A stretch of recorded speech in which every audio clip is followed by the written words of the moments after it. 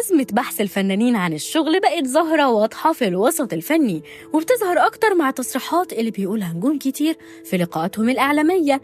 الأزمة الاقتصادية والظروف اللي بيمر بيها قطاع الفن بقت عامل رئيسي في التأثير على حياة الفنانين، وده اللي خلى ناس زي الفنان أحمد سعد ميشو يتكلموا بصراحة عن معاناتهم في البحث عن شغل عشان يقدروا يكملوا حياتهم. لو عايز تعرف الفنان ميشو قال إيه، تابع معايا الفيديو ده. رغم الشهرة والأضواء اللي دايما بنشوفهم فيها، إلا إن الحقيقة ورا الكواليس حاجة تانية خالص.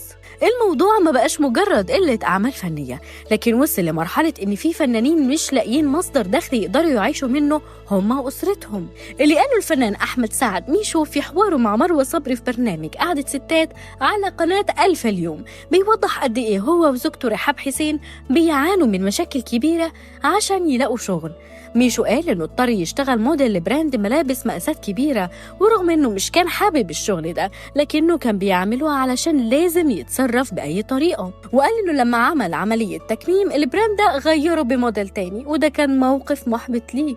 أحمد سعد وضح إنه لما بيشتغل حاجة بيخلص فيها قوي، وده اللي خلاه يحاول يعمل جلسة التصوير دي بأفضل شكل ممكن رغم إنه مش مرتاح للفكرة دي. وقال كمان إنه حابب شغله رغم الظروف الصعبة، وبيحاول يعمل الحاجة بحب عشان ما يحسش بالضيق.